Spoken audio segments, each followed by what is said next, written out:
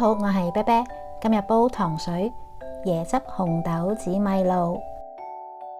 呢款糖水補血養顏、滋陰補腎，簡單易整又好味。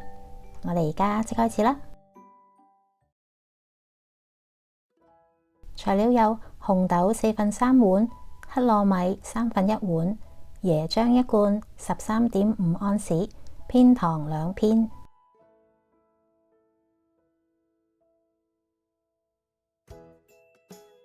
將紅豆同埋黑糯米洗乾淨，然後放入高壓鍋，加入4杯水，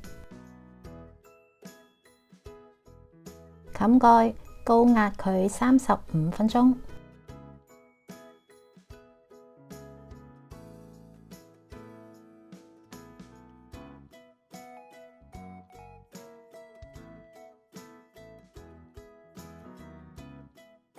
然後放走氣壓，如果唔趕時間嘅就由佢焗一陣都冇所謂。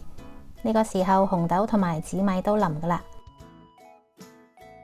我哋加入片糖，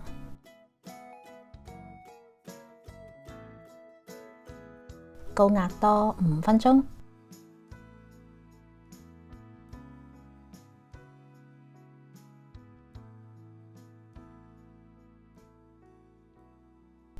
糖水煮好之後，我哋先加入椰漿。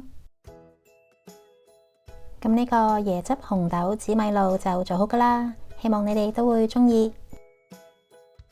呢款糖水熱食凍食都好好味。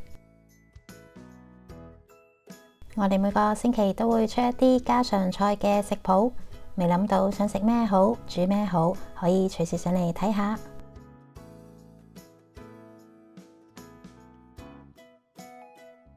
歡迎大家訂閱撳鐘仔，多謝你哋嘅支持同收睇，我哋下集再見。